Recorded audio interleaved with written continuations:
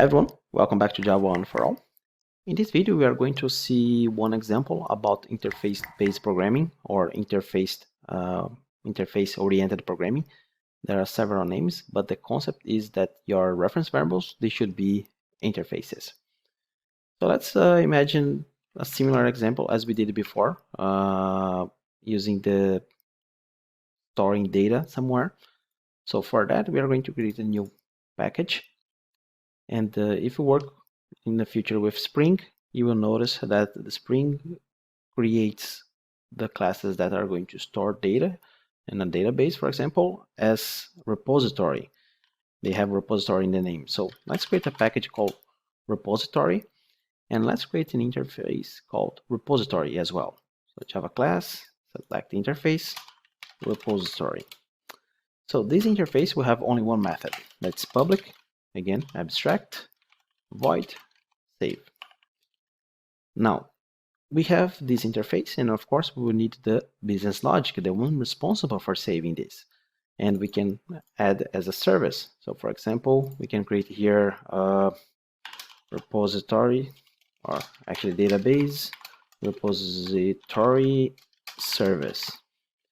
So, this is a repository that will save the data in a database. So I'm not going to add any arguments, it's just to give you one example. And I will do the same. I will just Control C, Control V, and let's say that this is in memory repository service that will save in the memory. And again, Control C, Control V, and this one will be file repository service. As the name implies, save in a file. So we have one interface and three services. Each one of these services, they are providing different implementation. Now let's go back to our test package, create a new class, and this class will be called repository service. Sorry, repository test 01. Okay, now if we are not working and in a way that we are interface oriented, we would do something like this. I want to save in a database. Database repository service, DB service, new database repository service, and then DB service dot save. When we execute, we have saving in a database. But let's say that for some reason the requirement changed and you need to save this somewhere else, and you need to save this in memory, for example, for testing purposes, and you change here to in-memory service, and then you have a problem, because since you are working specifically with that class, you cannot just change like that. So the interface-oriented programming says that the reference variables, they should be, as the name implies, interfaces.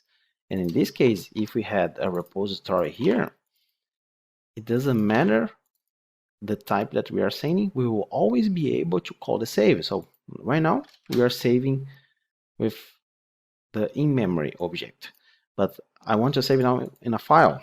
We just change it here, file repository service, and then we have saved in a file. We want to go back to database, and we have the database. So it's, of course, if we are working with real data, it's not as simple as just printing something in the console, but the concept is used everywhere in Java. And you need to understand this concept because, for example, working with collections, just one small example, because we are going to reach that topic later. Imagine that we want to create like a list of strings. Basically, a list of strings is just a collection of data. And we can call this list, and then we have to provide, as you can see, if you go inside the list, that list is an interface. And there are several classes that are providing implementation for the list. So you can have different types of lists. You can have, like, for example, array list. That's basically an array that can be resized in real time. And I can add here a couple names. For example, list.add and Goku, and then we can add here Vegeta, and number 18. So when you print this list, you will see that we have these three values as an array list.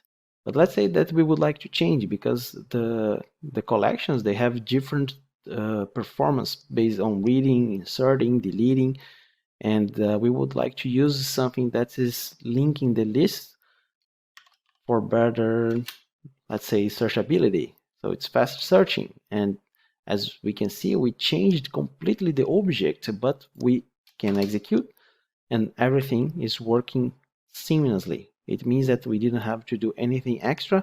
By changing the data here, the object, we were able to have a different implementation with a different performance, but without breaking the code.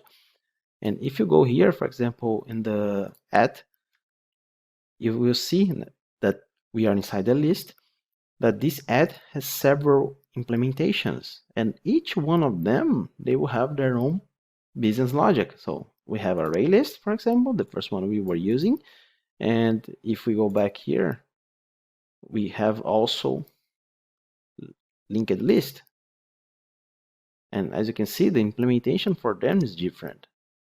So programming through interfaces will make your code easier to evolve, and it's easier to maintain.